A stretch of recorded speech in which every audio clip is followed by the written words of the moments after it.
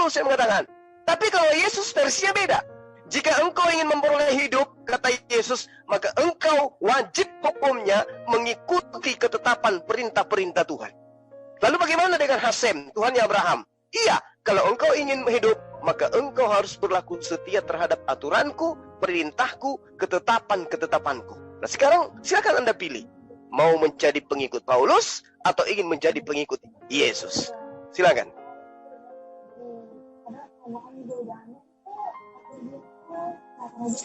Silakan, Mbak.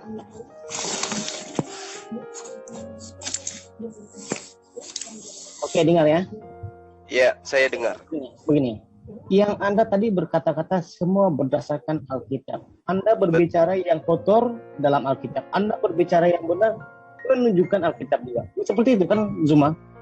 Iya, karena kalau saya menunjukkan Al-Quran, sudah pasti Anda nggak percaya. Sedangkan saya tunjukkan Bible, Anda pun nggak percaya. Apalagi Quran, kan gitu. Silakan. Jangan dulu. Tadi Anda membaca Alkitab dari Yohanes, dari itu semualah. Kira-kira dalam semuanya 80%, kalau saya dengar anak 80% berdasarkan Alkitab. Jadi dalam Kristen ini mungkin Anda menyalahkan Kristen, bukan Alkitab. Seperti itu, saudara. Jadi, betul. Alkitab itu mengajar kebenaran dan Kristen itu mengajar yang sesat. Seperti itu, begitu kan? Ya. Jadi Alkitab ini siapa yang pegang sebenarnya? Rupa-rupanya Kristen kan? Bukan Islam. Jadi begini. Oke, jadi orang-orang Kristen ini lebih tahu dan lebih matang daripada orang Islam yang lahir daripada Islam itu dia kurang matang untuk salah. Tunggu. 15 detik tentang ungkapan Anda. Pahami. Kami umat Islam ketika menatap kitab Anda, kami menelaahnya dengan menggunakan akal. Kristen memegang kitabnya, tidur bersama kitabnya, makan minum bersama kitabnya, tapi yang ada di dalam benaknya adalah iman. Beda itu, beda. Kami menalarnya dengan akal, Anda memahaminya dengan iman. Itu beda. Laksana kita melihat es balok. Kami mengatakan dengan akal es balok ini pasti dingin. Tapi Anda mengimani es balok ini pasti panas. Beda. Pembuktiannya kemudian adalah kami yang benar. Es balok itu dingin. Siapa yang mengatakan kamu yang benar? Allah.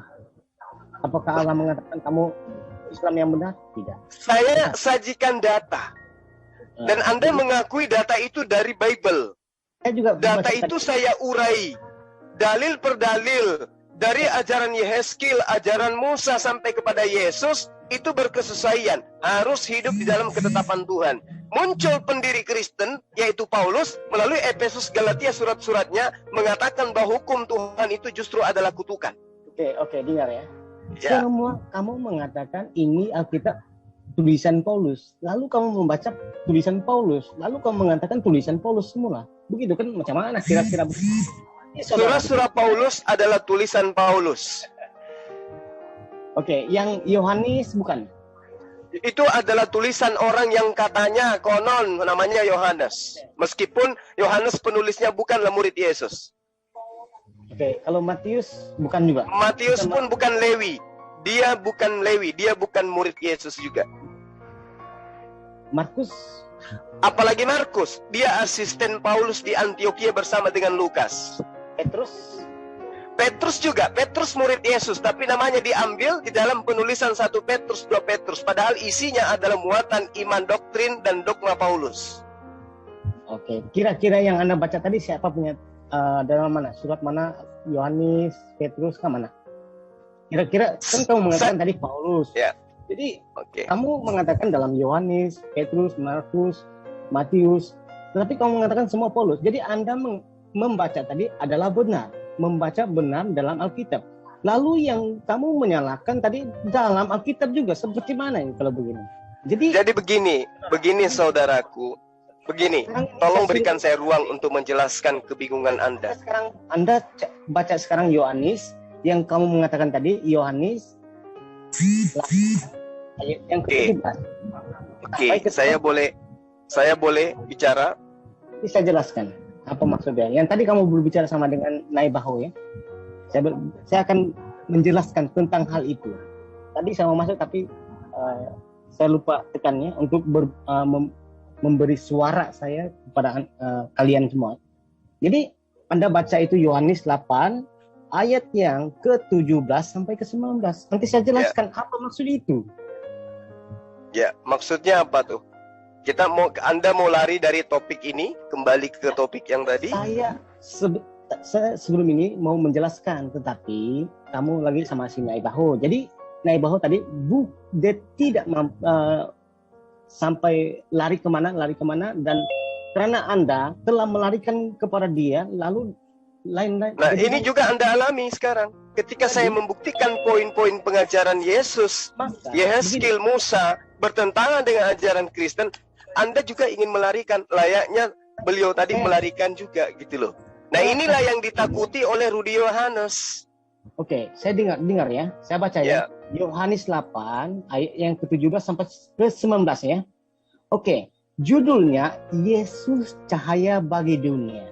Di dalam ayat yang ke-12, Yesus berkata lagi kepada orang Farisi, akulah cahaya bagi dunia. Oke, stop ya. Akulah terang dunia ya. Terus berarti dia matahari. Nah, terus terangkan dunia. Oke. Jadi yang ayat yang ke-17 ya. Di dalam Taurat kamu tertulis. Di dalam Taurat kamu tertulis, apabila dua orang saksi memberikan kesaksian yang sama. Ini ketika Harun dan juga Musa ya. Oke. Maka kesaksian mereka benar. Oke, itu maksud dia. Yesus berkata seperti itu. Oke.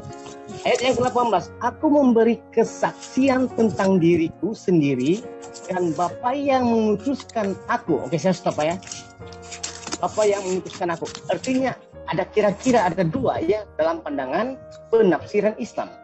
Jadi ini bukan menunjukkan mereka itu terpisah, tetapi mengutuskan itu karena dalam kemanusiaan Yesus, karena Yesus memiliki dua pribadi, begitu ya. Oke, saya lepas ya terus. Ada lagi?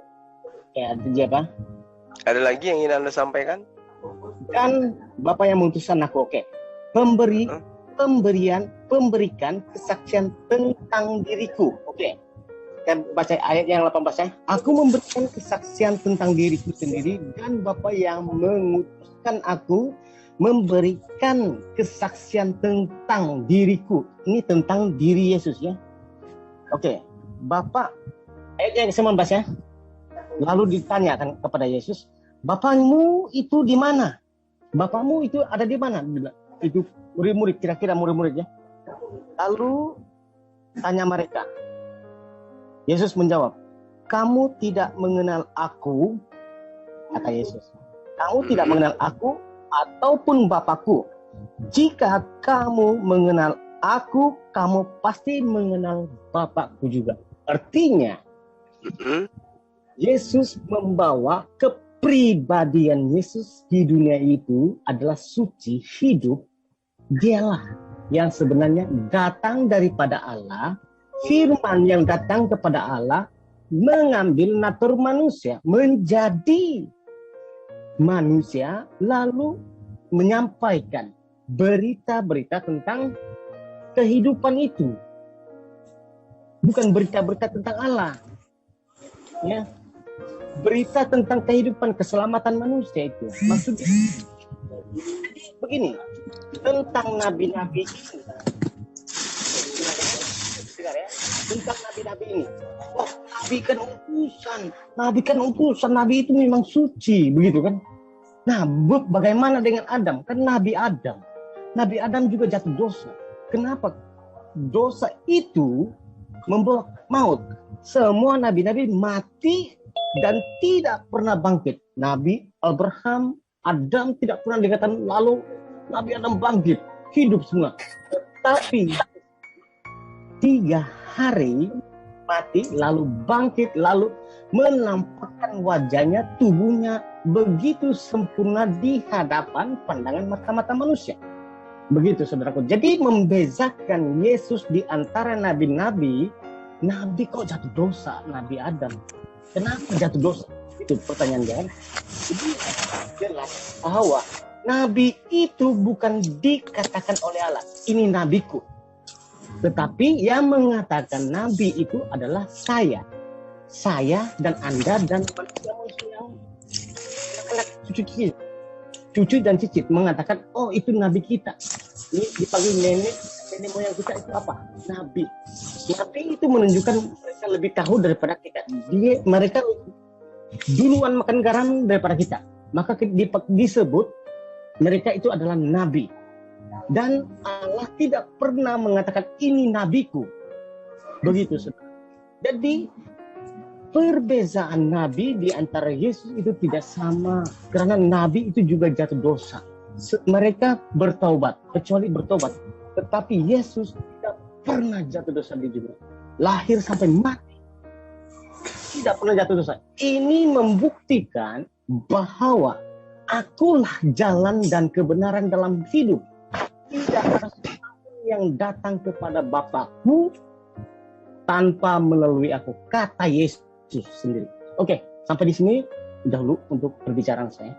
Dan disambung Zuma dengan Naibaho ya. Oke. Iya. Jadi gini.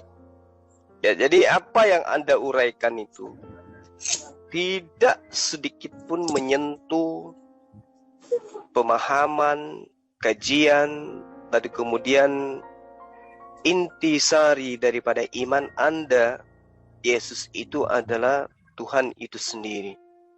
Tidak ada sama sekali. Data Anda tidak sajikan berdasarkan data-data Bible.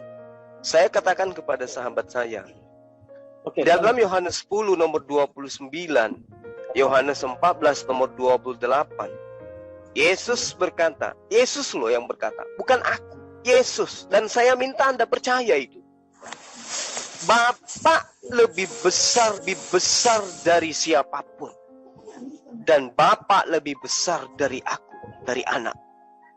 Itu bukti bahwa Yesus dan Bapa itu ada dua. Bapa besar, Yesus kecil. Jadi itu tidak bisa dipungkiri. Kecuali Anda mematikan akal sehat Anda. Lalu kemudian 1 Timotius 6 nomor 16, Yohanes 4 nomor 24. Oke, saya tunggu, sabar. Nanti saya lupa nanti untuk berbicara ini. Oke, silakan. Oke, Bapa itu lebih besar daripada anak, kata Yesus kan? Iya. Bapa itu kalau dalam satu rumah memiliki ibu, bapak, kakak, anak dan adik. Mana satu yang besar? Dan anak. Dan bapak kepada anak siapa lebih besar? Bapak atau anak? Pasti bapak. Ya, terus dia tidak mengatakan aku ini sebagai anak kepada bapak. Begitu. Nama aku bapak lebih besar daripada Yesus.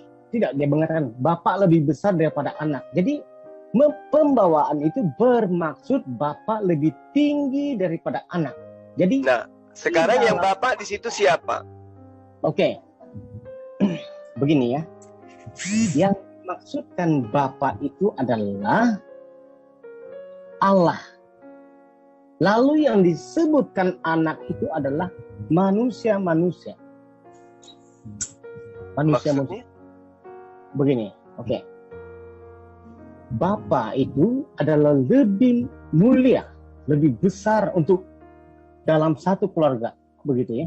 Oke, dalam satu rumah kira-kira mama atau bapak yang besar? Pasti bapak. Iya. Makanya Yesus pun mengakui itu. Nah, sekarang Yesus ini bapak atau anak? Begini. Ketika Yesus berbicara seperti itu, di manakah keberadaan Yesus? Apakah dia jadi malaikat-malaikat, ataupun dia terbang-terbang, ataupun dia menghilang-hilang? Tidak kan? Tetapi dia berada di dalam kedudukan kemanusiaannya. Dalam manusia itu. Jadi diperendahkan seperti manusia saya dan Yesus adalah manusia yang sama kuku, tidak ada yang lebih dan tidak ada yang kurang. Itu maksud Yesus. Maka Yesus berkata di situ memang tepat. Karena keberadaan Yesus di bumi bukan di surga. Ketika itu dia berbicara, Bapa itu lebih besar. Dia menunjukkan kata-kata itu membawa kepada seluruh manusia supaya datang kepada Bapa itu. Bapa itu, siapakah itu? Allah. Allah yang di mana? Sekarang ini Bapa itu di mana? Di surga. Nah, Yesus di mana dia? Oke, Yesus di mana sekarang? Sekarang mau bertanya. Enggak, waktu Yesus mengatakan itu, Yesus di mana dia?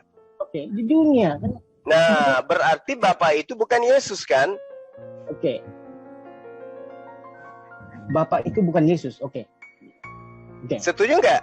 Oke, dengar ya. Bapa yang di surga, dia katakan di situ, di surga itu bukan di langit-langit atas, tetapi surga itu di tempat hidup yang baru dan kekal. Maksudnya surga itu bukan di langit. Nggak ada surga di situ, Bang. Di situ bahasa Yunaninya uranion. Uranion itu artinya langit, bukan Faradeso. Langit itu bukan di langit yang biru ini. Langit itu tempat yang tinggi. Okay. Saudaraku, kalau semua kalimat, semua kata harus diasumsikan, inilah saya 1 level, 2 level, 3 level, 4 level di atas kalian. Karena saya memahami Bible berdasarkan akal. Saya tunjukkan tadi di awal. Saya katakan Yohanes 14 nomor 28, Yesus mengatakan sebab Bapa lebih besar daripada aku. Bagaimana kemudian Anda mengurai bahwa Yesus itu adalah Bapa itu sendiri? Coba. Oke, saya mengatakan Bapa yang ada di surga itu lebih besar daripada Yesus ketika di dunia, ya begitu kan? Oke. Bapa yang lebih besar begini, yang lain. Bapa yang lebih besar itu adalah lebih tinggi daripada Yesus ketika di dunia. Oke, sekarang ini saya pertanyakan, di manakah Yesus sekarang ini?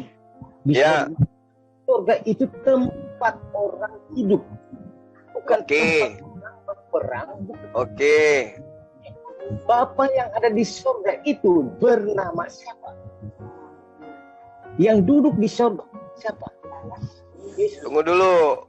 Sekarang begini, tidak begitu cara berpikirnya, itu doktrin namanya, itu dogma dan itu pembodohan. Sekarang begini, Dengar dulu.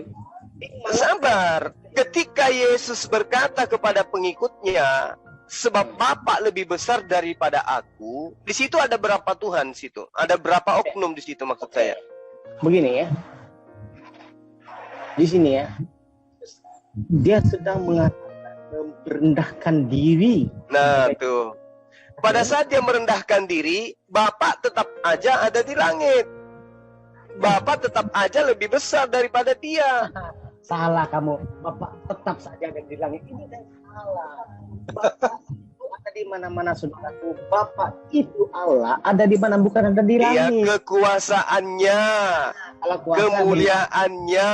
Kemuliaannya benar. Ya. Penglihatannya, pendengarannya itu meliputi langit dan bumi. Tapi esensi wujudnya itu ada di langit. Itu loh. Begini, tidak pernah Alkitab mengatakan Bapa itu ada di langit, atas langit. Tidak ada. Oh, gimana sih? Doktrin. Maka ini oneness dikatakan oleh saya. Loh. Jadi, kalau Bapa itu hanya ada di langit, kan tidak artinya tidak ada di mana-mana. Ya? Loh. Yang dikatakan Bapa itu segala rumah dan tidak bisa diperkatakan oleh manusia. Itu maksudnya. Jadi Allah itu ada di mana? Bapa itu siapa? Allah. Allah itu ada di mana? Di mana-mana dan tidak. Jadi apa maksudnya itu Allah ada di mana-mana, Tuhan Anda ada di mana? Maksudnya kayak mana? Oke. Allah ada di mana-mana, di dalam manapun alam semesta, di luar alam semesta dia ada di mana. Dia meliputi kekuasaannya. Kekuasaannya meliputi langit dan bumi. Tetapi Allah itu yang tidak bisa ada di mana? Anda tahu? Ya. Sekarang Anda macam mana kalau begitu? Kalau Allah yang tidak bisa berbuat apa-apa di mana? Saya belum. Dengar dulu. Jangan Anda kemudian menjajakan doktrin sama saya. Di dalam Yesaya 57 nomor 15, Yesaya 26 nomor 4 sampai nomor 5, Mazmur 92 nomor 9, Mazmur 92 nomor 8. Tuhan Bapa Allah itu ada pada tempat yang tinggi, yang maha tinggi selama-lamanya. Jadi kita nggak bisa ngarang-ngarang gitu bahwa Tuhan ada di mana-mana. Nggak boleh. Anda ke mall di situ ada Tuhan, nggak boleh. Tuhan meliputi, kekuasaannya meliputi langit dan bumi, betul. Tapi wujud Tuhan itu nggak boleh dikatakan ada di mana-mana. Tapi saya mengatakan di sini. Sekarang kalau Anda ke mall, Anda ketemu dengan Tuhan di situ. Ada Tuhan di sana. Enggak kan? Ada. Kekuasaannya yang meliputi, pengetahuannya yang meliputi segala sesuatu. Bukan wujudnya yang datang ke situ, bukan. Nah, pengetahuan apa yang tidak harus dilakukan oleh Allah? Nah, coba. Ini pertanyaan apa? Apa hubungannya dengan apa yang saya jelaskan? Sekarang ini Anda menunjukkan kebijaksanaanmu terhadap saya. Jadi saya pertanyakan, apa yang Allah tidak bisa lakukan? Ada banyak hal yang Tuhan tidak bisa. Satu, Tuhan tidak bisa menjadi ciptaan. Tuhan tidak bisa menjadi makhluk. Tuhan tidak bisa tidur. Tuhan tidak bisa mati. Tuhan tidak bisa makan. Itu Tuhan. Kalau yang bisa melakukan itu semua atau yang bisa mengalami itu semua, itu bukan Tuhan, tapi makhluk. Wah, ini salah ya. Salah, saudara. Kok salah? Tidak. Jadi Okay. Tuhan tidak bisa mati. Hanya ada di dalam ajaran pagan Tuhannya mati. Nah, ini perkataan-perkataan yang tidak cukup. Nah, sekarang apakah Anda ingin mengatakan bahwa Tuhan itu bisa mati? Tuhan itu bisa mati? Tuhan itu bisa enggak Tuhan itu mati menurut Anda? Kalau saya kira Tuhan itu bisa mati, saudaraku. Bisa mati, tetapi mati itu apa? Dia bisa hidup. Tuhan boleh mati, tetapi kalau dia tidak mati. Di mana dalilnya? Saya minta dalil dulu. Untuk membuktikan bahwa Anda bukan pengikut Yesus, tolong tunjukkan kepada saya dalilnya Tuhan itu bisa mati. Di mana? Saya akan kasih beritahu ya. Apakah makan ini berdosa? Tidak, kan Tuhan bisa. Apa hubungannya lagi? Oke. Tuhan bisa makan. Ya, makan itu bukan dosa. Apa yang saya kasih jelas ya, terus terang ya. Supaya jelas ya, sepedek cerita ya. Tuhan tidak bisa lakukan kejahatan. Nah, ataupun dosa. Tuhan tidak boleh buat dosa. Kita tadi yang kita bahas tadi itu Tuhan bisa mati gitu. Mati kan bukan masalah kalau bagi Allah. Kalau dia mati ya dia hidup. Tuhan tidak bisa makan. Apa karena Tuhan Anda ada 3, mati 1, masih ada cadangan 2 gitu? Nah, ini salah kamu kaprah. Jadi kamu itu. Nah, terus kalau Tuhan mati, siapa yang menjaga alam semesta ini? Tuhan mati bisa bangkit. Tuhan bisa makan. Loh, makan pendosa. Ya. Oke, Tuhan. Di mana itu ajarannya Tuhan bisa mati? Itu di mana dalilnya Tuhan bisa mati? Kira-kira kan dia punya apa kepercayaan Allah itu bagaimana? Oke, Tuhan tidak bisa tidur. Tidak bisa tidur, dia bisa. Bisa tidur. Loh, Tuhan bisa tidur? Oke. Bisa. Kalau Tuhan yang maha kuasa tidur, berarti sudah kehilangan kemahakuasaannya. Dan kalau ada pribadi yang tidur, itu bukan Tuhan, tapi makhluk yang dianggap Tuhan. Jangan gara-gara Yesus tidur, lantas Anda mengatakan Tuhan itu bisa tidur. Dengar ya. Anda pikir tidur itu Tuhan tidak tahu. Seperti itu. Anda mengatakan Anda secara pikiran Anda itu kondisi tidur itu orang kelelahan karena keterbatasan biologis, karena ketidakmampuan kemudian fisik melawan rasa ngantuk. Kemudian tidur. Kalau Tuhan tidak bisa dihinggapi sifat kayak begitu. Tuhan bisa rehat. Tuhan tidak Gimana? Tuhan bisa rehat? Oh gimana? Hari yang Tuhan ketujuh. bisa istirahat maksudnya. Nah itu justru itu yang jadi masalah. Kalau dia istirahat hari ketujuh, berarti alam semesta ini pernah kemudian tanpa deteksi Tuhan. Ingat, di dalam kitab Anda, di Amsal diterangkan bahwa sehari bagi Tuhan itu 1000 tahun bagi manusia. Berarti 1000 tahun Tuhan Anda tanpa kemudian patroli mengenai kehidupan di alam semesta ini. Anda mengatakan salah. Padahal hari ketujuh Tuhan Anda istirahat. Tuhan beristirahat bukan Benar berarti bukan dia macam seperti manusia ya. Tuhan istirahat berhenti mencipta, bukan berhenti terus lalu tidur, beristirahat tidur. Ini kan tafsiran manusia. Manusia itu mengatakan oh, kalau istirahat itu maksudnya tidur. Bukan. Maksudnya Lalu coba Anda urai, maksudnya apa itu? istirahat. Tuhan istirahat pada hari ketujuh. Beristirahat Ya. Tuhan mencipta. Dia Pada hari mencipta, ketujuh. berhenti.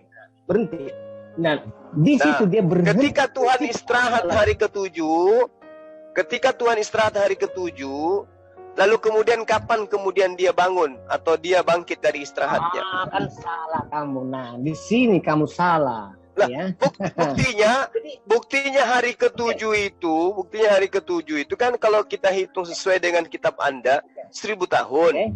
Nah, Oke. alam semesta ini anak keturunan Adam itu sudah jutaan tahun usianya, ya kan gitu. Bukan lagi 1000 tahun. Nah, yang menciptakan makhluk-makhluk belakangan ini siapa? Oke, dengar ya. Tidak, Anda tuh tidak perlu 1000 tahun, beribu-ribu tahun ya. Oke. Di dalam kitab Perjanjian Lama itu tertulis di hari ketujuh Allah beristirahat. Nah, di sini kamu Hari ke-8? jangan dulu sambungnya. Jadi orang-orang Islam ini tidak bisa menafsir ataupun mengerti tentang Alkitab. Maka Ya perkataan sudah, kalau begitu silakan Anda menafsirkan. Kayak mana tafsirannya? tafsiran dia seperti hari yang ketujuh lalu Allah beristirahat. Beristirahat itu bukan bermaksud tidur seperti orang Islam mengatakan Allah itu tidur kok gitu kan. Tetapi beristirahat itu berhenti mencipta. Lalu dia berhenti mencipta segala yang diciptanya. Lalu dia berfirman, dia menyempurnakan segala ciptaannya, menyempurnakan artinya manusia diciptanya yang paling terakhir itu diciptakan sempurna, tidak lagi dicipta seterusnya. Lalu Islam mengatakan Yesus juga dicipta, Anda juga dicipta, ini dicipta. Ini bukan Allah, ini Allah yang berhala, ya. Allah sudah menyempurnakan, artinya sempurnalah manusia di hari yang ketujuh ketika ia beristirahat lalu menyempurnakan berdoa dan menyempurnakan ciptanya. Maka manusia tidak diulang-ulang untuk diciptakan. Ini salah kaprah di dalam pengertian penafsiran dalam Islam. Allah mencipta sekaligus lahirkan. Oke, kita sudah terlalu jauh ini. Sudah terlalu jauh. Kita kembali tadi. Yang mana yang lebih besar, anak atau bapak? Situ. Anak atau bapak, mana yang lebih besar? Gitu kan. Waduh. Ya. Jadi kira-kira itu di ujungnya itu kira-kira anak. Jadi saya sudah tahu itu. Ini lain soalnya. Ini saya sudah berulang alik untuk berbicara tentang Bapa, Anak, dan Roh Kudus. Itu siapa-siapa itu semua. Dia saya beritahu ya. Ini tadi kan sahabat saya merujuk kepada pernyataan saya dalam Yohanes 8 nomor 17, 18, 19. Ya kan? Bahwa saya katakan Tuhan kalian itu ada 3. Ini kan tadi sudah katakan tadi itu. Bapa, Anak, Roh Kudus. 3. Tuhan Anda 3. Jangan katakan 1. Oke, Tuhan kami ada 3 begitu. Iya. Kira-kira itu penafsiran Islam supaya orang-orang Kristen itu kenapa ada 3 Tuhan, satu seharusnya 1. Nah, masuklah Islam. Itu bukan penafsiran, itu fakta, itu data, itu dalil. Yohanes 14 nomor 28. Sebab Bapa lebih besar daripada aku. Di situ ada berapa oknum menurut Anda? Begini ya. Oke. Saya kasih kau bagi contoh ya, supaya kau mengerti tentang Oke, Bapa. terus abangku ini. Bapa, Anak, dan Roh Kudus. Mutar terus. Allah, Firman, dan Roh Kudus. Roh Allah ya. Saya ambil satu biji durian ya. Saya ambil satu biji durian itu. Di dalam durian itu ada apa? Di dalam durian itu ada apa? Ada biji. Biji apa lagi? Ada biji, ada isi. Apa lagi? Ada kulit. Ini Tiga ini. ini ada Pak Jordan, ganti Pak Jordan aja bang, kayak putar-putar mulu. John, kalau tidak bisa menjelaskan lebih baik mundur saja.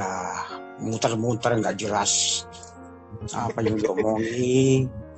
Orang bingung. Begini, oke, kebanyakan oke. Jelas sudah teratur lah kalau berbicara itu. Biar ganti Pak Jordan dulu lah, ngapain bahu. Coba, Sorry ya, saudara saya Kuyus. mengamat aja. Boleh yang lain. saja. Ya, Pak Jordan silakan naik ke panggung. Pak Jordan buka mic, Pak Jordan.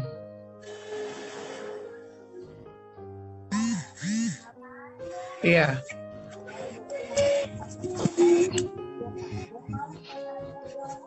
Pak Jordan.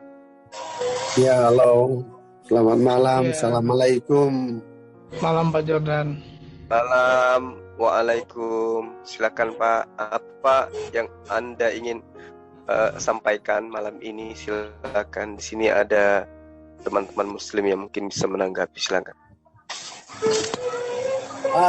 Hanya nyimak aja, Pak. Silahkan. Oh iya. Yang lain? Saya aja ya. Boleh. Jadi gini, pertama-tama orang Islam harus bisa membedakan dulu bahwa Isa Al-Masih bukanlah Yesus gitu. Suaranya mendengung itu Ndika. Itu kenapa berbeda? Halo? Ya, Isa Al-Masih bukan Yesus. Ya, terus. Isa Al-Masih itu adalah Yesus palsu. Kenapa palsu? Karena Isa Al-Masih itu diambil dari Muhammad dari Injil palsu. Dari kitab Apokrifa itu. Nah, inilah yang berarti Anda tunggu. Berarti Anda menuduh bahwa Nabi Muhammad SAW itu pernah belajar Injil gitu. Zuma ini. Iya. Yang saat itu ketika Muhammad Anda menuduh bahwa Rasulullah mengambil dari Injil palsu. Berarti Anda pernah melihat atau membaca Rasulullah Muhammad SAW pernah belajar Injil gitu. Ya. Karena Muhammad mengetahui dari bidat-bidat yang saat itu juga eksis di tanah Arab. Ya, jadi saat itu di mana Anda bisa mengetahui itu? Coba jangan asal menuduh. Anda harus memberikan bukti. Kenapa Isa Al-Masih beda dengan Yesus? Siapa tokoh-tokoh yang mengajarkan Injil palsu kepada Rasulullah? Coba. Karena Muhammad mengambil dari Injil palsu yang saat itu sudah ada di tanah Arab. Ini kan Anda menuduh. Anda menuduh. Makanya. Oke, Anda mengatakan fakta. Nah, siapa tokoh yang mengajarkan baginda Injil palsu? Coba, siapa tokohnya? Ya saat itu kan memang seperti Khadijah istrinya Muhammad kan itu Kristen bidat ataupun Waroka itu kan juga bidat. Oh, apa kitabnya Khadijah? Apa kitabnya Khadijah? Dari situlah Muhammad mengetahui. Kitabnya Khadijah ini apa? Nah, kitabnya Siti Khadijah ini apa? Dari Injil palsu itu. Mereka percaya Injil palsu. Injil palsu yang mana? Injil palsu yang mana? Injil Thomas, Injil Maria Magdalena. Makanya dari mana Anda tahu bahwa itu Injil palsu? Makanya saya tanya dulu. Dari mana Anda tahu bahwa Injil Thomas itu palsu? Dari mana Anda tahu? Itu palsu karena ada kriterianya. Itu tidak sesuai dengan yang asli. Yang asli adalah yang dibuat oleh para Kristen. Bagaimana Anda bisa mendudukkan yang asli dengan yang palsu? Apa metode penelitiannya apa? Saya tahu ya. Injil asli adalah pertama ditulis sendiri oleh murid langsung Tuhan Yesus. Siapa Atau murid Yesus yang menulis langsung? Coba. Kamu diam dulu. Jadi ada tiga hal. Kamu jangan membawa berita bohong di sini. Pertama, siapa di 4 penulis kitabmu ini yang murid langsung Yesus siapa? Kamu saja selesai ya. Kamu diam dulu. Jadi ada tiga hal. Pertama, ditulis langsung oleh murid Tuhan Yesus seperti Injil Yohanes ataupun Injil Matius. Lukas ini murid yang langsung Yesus. Lukas. Kamu diam dulu. Jangan bawa informasi bohong di sini. Lukas ini murid langsungnya Yesus. Dengar. Lukas ini murid langsungnya Yesus. Saya mengatakan apa tadi? Saya tanya samamu, murid Yesus itu Thomas. Nah sekarang Lukas ini juga murid Yesus.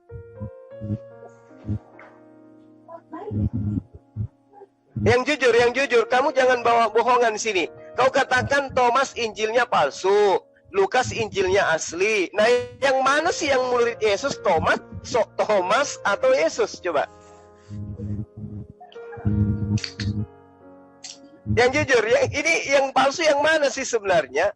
Tulisan murid Yesus atau tulisan murid Paulus? Lukas itu asisten Paulus, asal Anda tahu.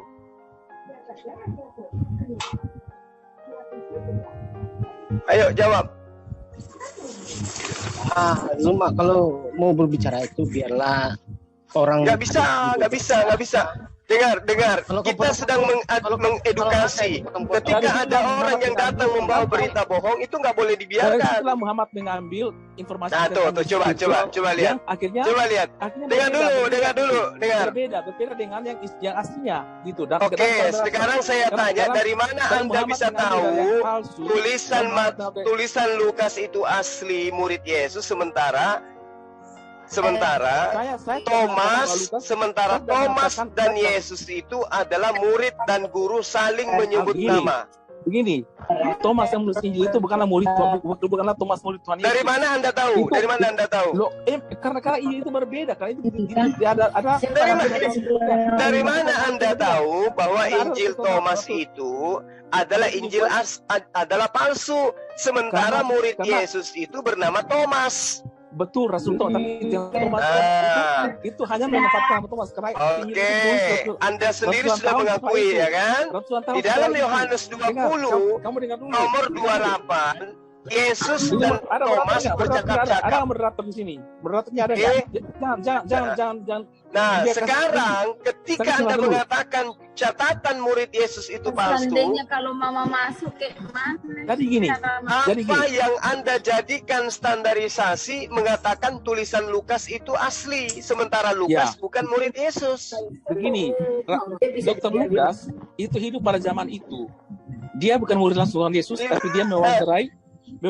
Terus bagaimana Anda bisa menguraikan bahwa tulisannya itu adalah asli dari pengajaran Yesus? Yang dipakai oleh Muhammad itu ratusan tahun baru tulis. Kenapa larinya ke Muhammad, ke baginda Rasulullah? Kenapa Anda tidak menyelesaikan dulu masalah? Dengar, kenapa Anda tidak selesaikan masalah yang ada di dalam rumah tangga Anda? Dengar, kenapa Anda tidak menyelesaikan masalah di dalam rumah tangga Anda? Kenapa Anda harus lari ke agama lain? Sementara di dalam rumah tangga Anda ada Thomas, ada Lukas, ada Filipus, ada Andreas. Kenapa Anda larinya kepada baginda? Barnabas sebagai Injil asli, tidak ada yang mengakui itu. Yang mengakui adalah orang Islam, karena Injil itu sesuai dengan Al-Quran. Karena memang Al-Quran. Saya tanya kepada Anda, dengar, kenapa Anda mengait-ngaitkan kesalahan yang ada di dalam penulisan kitab Anda kepada baginda Rasulullah Muhammad SAW? Anda mengatakan, tidak ada kesalahan. Anda mengatakan bahwa baginda itu menerima Injil palsu. Dari mana Anda tahu? Mana datanya? Di mana baginda Rasulullah Muhammad SAW itu belajar Injil? Di mana? Karena data-data tentang Islamasi itu ada dalam Injil palsu. Itu buktinya. Di mana Anda menemukan kemudian ada cerita atau ada kitab yang menceritakan baginda Rasulullah Muhammad SAW belajar Injil? Di mana itu? Kitab apa namanya? Kalau bisa diketahui dari Injil, dari isi Al-Quran yang itu ada dalam Injil palsu, gitu loh. Misalnya Yesus Dari tidak mana disalib. Anda tahu bahwa Yesus yang Injil berbicara- yang kebetulan Yesus berkesesuaian dengan Yesus apa yang menciptakan- ada dalam Al-Quran menciptakan itu burung. palsu? Itu Dari semua mana Anda dalam tahu? Injil palsu, dalam Injil palsu. Makanya Dengar, kita dengar. disalib. Ketika Injil yang Anda katakan palsu itu ada isinya yang berkesesuaian dengan Al-Quran, apa yang mendasari Anda mengatakan itu Injil palsu? Loh kan Rasul, itu kan tadi sudah saya jelaskan bahwa Injil itu dibuat ratusan tahun setelah. Dari mana Anda tahu? Dari mana Anda tahu? Sementara Lukas sendiri menulis surat-suratnya itu tidak bersamaan dengan Yesus. Injil itu dibuat ratusan tahun setelah Injil yang asli. Kalau Injil Kemudian Lukas kapan dibuat? Kapan dibuat, Yes? Dengar. Injil Lukasnya itu kapan dibuat? Lukasnya kapan dibuat? Bertentangan dengan Injil sebelumnya. Injil Lukas itu kapan dibuat? Pada abad pertama bersama dengan mulut yang lain. Pernah tidak Yesus duduk bersama dengan Lukas? Pernah enggak? Ya betul. Yesus tidak pernah bertemu dengan Lukas atau pernah tidak Thomas pernah tidak Thomas dan Yesus bersoal jawab? Tapi Lukas dia memakai murid-murid langsung Tuhan Yesus. Jadi dia kamu jangan ngecap. Sekarang saya tanya, apakah Yesus dengan Thomas itu pernah saling sebut nama? Pelaku sejarahnya masih ada gitu. Dia mencari orang Tunggu dulu. Dan apakah Thomas dan Yesus itu pernah bersoal jawab? Thomas yang menulis Injil itu bukanlah Thomas yang murid Tuhan Yesus. Dari mana Anda bisa tahu? Dari mana Anda bisa tahu? Dari mana Anda bisa tahu? Karena Injil itu dibuat setelah Thomas sudah meninggal. Loh, kitab yang ada di Indonesia ini dibuat pada tahun berapa? Kitab dari Injil, kitab Injil palsu yang kemudian dipakai Muhammad. Kitabmu yang kau katakan asli itu ditulisnya kapan? Ratusan tahun kemudian. Itu tidak dibuat di saat yang sama. Sekarang saya tanya, kitabmu yang terjemahan yang kamu pegang itu dituliskan kapan? Dari situ lagi. Apa? Enggak, saya tanya, kitabmu yang hanya terjemahan itu kapan dituliskan? Kitab yang aslinya memang dibuat. Tua mana dengan Injil Thomas? Dengar ya, dengan gini. Jadi yang asli itu seperti kitab Injil Yohanes. Asli gimana? Giliran isinya menceritakan Yesus menikah, Yesus berumah tangga dikatakan palsu. Injil Lukas itu semua dibuat. Sementara di dalam informasi yang ada di dalam kitabmu, Yesus berjalan bersama dengan Thomas. Masih ada. Nah, sementara Injil palsu itu dibuat ratusan tahun kemudian. Nah, Injil palsu itu saat itu juga eksis di tanah Arab pada saat zaman Muhammad. Mengetahui dari Kristen saat itu sudah ada juga di tanah Arab di Bidat, dan setelah Muhammad mengambil informasi tentang Yesus Kristus. Makanya informasi tentang Yesus dengan Islam itu berbeda. Karena apa? Karena Muhammad mengambil Injil palsu. Kalau semuanya palsu, maka Al-Quran itu palsu. Karena nuduh palsu, nuduh baginda belajar Injil. Terlalu banyak makan pantat babi kamu. Makanya kurangi nyembah manusia. Menuduh sesuatu itu harus berdasarkan bukti. Jangan karena Al-Quran isinya berkesesuaian dengan Injil yang tidak kau imani, kau katakan Injil palsu. Di mana dikatakan Injil palsu? Di mana? Kapan baginda belajar Injil? Di kitab mana kau temukan bahwa baginda Rasulullah Muhammad SAW duduk bersama mengkaji Injil Thomas? Di mana itu? Oh, kan ada sudah ada saat itu. Emang sudah ada kan? Di Arab kan sudah eksis. Jangan kikik begitu dong. Masa dikik dari tadi? Kalau kamu belajar sopan memberikan sebuah materi, kayak seperti saya. Ketika saya katakan Yesus itu manusia, saya kasih data, saya kasih bukti. Kamu menuduh baginda mengutip Injil palsu. Di mana itu? Di kitab mana itu tertulis baginda belajar Injil? Kalau cuma modal bicara saja, semua juga bisa. Burung beo juga bisa. Yang saya tanya samamu, di kitab mana tertulis baginda Rasul Muhammad SAW belajar Injil? Kita maksud tapi di kitab mana? Kami punya Sirah Nabawiyah, kami punya Bukhari, kami punya Muslim. Di mana kitab-kitab apa yang menceritakan baginda belajar Injil? Kalau kagak jelas itu mah Ustaz, ngomongnya ngawur. kalau nggak ada gambar soal gitu. Nah, bagaimana aja enggak. Katanya Injil Thomas itu belakangan. Nah sekarang saya tanya, Injil yang kau pegang, yang kau pelototin itu tua mana dengan Injil Thomas? Oke, masuk sini. Ya, saya mau bertanya ini ya. Ada noise. Saya mau bertanya. Ada yang noise ribut kali. Oh. Nah, sebenarnya itu Injil itu apa itu? Bicara tentang Injil. Itu pertanyaan saya. Apa yang bisa jawab? Apa itu Injil? maksud Noise. Ya. Nah, Gimana? saya mau bertanya, mungkin ada yang bisa jawab apa itu Injil sebenarnya? Kalau ada Injil itu adalah pengajaran berupa wahyu yang diwahyukan kepada Nabi Isa alaihissalam. Nah, itu menurut pemahaman Anda begitu. Tetapi Ya, saya karena memang kata Injil cuma ada di Al-Quran. iya, tetapi Injil itu sebenarnya hanya ada satu, yaitu Apa tuh? Yesus Kristus. Yesus Kristus itu Tuhan sendiri yang Nah, ditulis. Anda berlawanan dari- lagi dengan Kristen yang lain. Nah, tidak ada yang berlawanan. Jadi di mana-mana Nah, tadi ada yang bilang Injil itu Injil Lukas yang asli. Injil Lukas yang asli atau Yesus yang asli? itu Injil kitabnya. Yesus. Itu kitabnya. Tetapi kalau Injil itu, Injil yang hidup hanya ada satu, yaitu Yesus Kristus Tuhan. Yang Nah, ditulis Injil yang menurut- Injil yang hidup ini pernah tidak mengajarkan menyembah dirinya? Siapa yang mengajarkan dirinya? Nah, itu kan bingung. Berarti Injil asli pun tidak pernah mengajarkan tentang Oke, Kristen. dasarnya Berhenti apa jadi Anda Kristen bertanya? kalau begitu. Dasarnya apa bertanya mengajarkan menyembah dirinya? Anda mengatakan Yesus Injil yang asli. Injil yang hidup. Ya, Injil yang hidup. Nah, Injil yang mati yang mana? Apa? Dari mana Anda bertanya itu? Ya Rujukannya. kan ada hidup, ada mati. Injil yang mati yang mana? Iya, tetapi Anda mau bertanya harus ada dasarnya. Jangan asal ngarang-ngarang. Semua ada tinggi, ada rendah. Nanti berbicara tinggi, Anda nanti dari mana yang rendah. Anda mengatakan Yesus Injil yang hidup. Injil yang mati yang mana? Kan ada mati. Silahkan Anda paham sendiri. Mungkin itu yang Nah, palsu. Injil yang mati itu Injil yang Lukas, palsu. Markus, Matius, Yohanes, surah Paulus. Dasarnya apa? Dasarnya apa? Ya karena dia tidak hidup, nggak jalan-jalan, nggak makan ikan goreng. Nah, itulah Kan itu sebabnya maksudnya. ada. Dengarkan, itulah sebabnya ada Injil yang palsu. Nah, Injil yang palsu itulah yang tidak sama dengan Injil yang hidup. yang mana yang asli? Yang mana yang asli?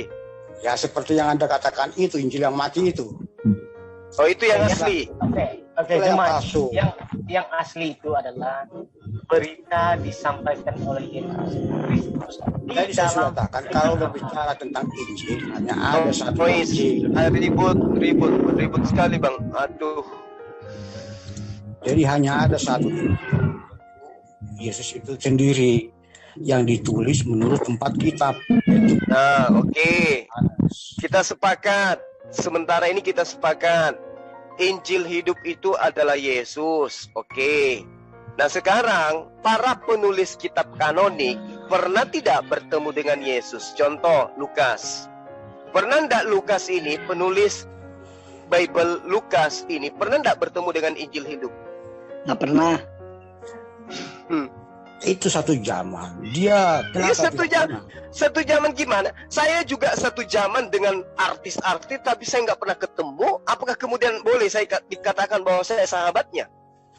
Iya, kalau mau bicara tentang operasi begitu, ini bukan hidup di dalam zaman Yesus, sudah hidup zaman sekarang. Sekarang Lukas menulis, apakah dia pernah bertemu dengan Injil hidup? Nggak pernah. Itu penulis Lukas itu apa versi itu yang diberi kuasa. Berarti sang Injil hidup tidak pernah bertemu dengan sang Injil mati. Kan begitu. Kalau Injil yang mati itu, saya katakan lagi Injil yang mati itu ya Injil yang palsu itu. Kalau mau bicara tentang Injil yang Nah, mati. ini dia. Dari mana Anda bisa mengatakan palsu kalau ada yang hidup? Karena Anda telah memunculkan itu kan. Nah, Anda memutuskan Injil dari yang mana Anda hidup itu, Injil yang asli itu adalah Injil yang dituliskan oleh orang-orang yang menjadi murid Yesus, betul? kalau yang namanya ditulis itu kitab. Ya Tetapi itu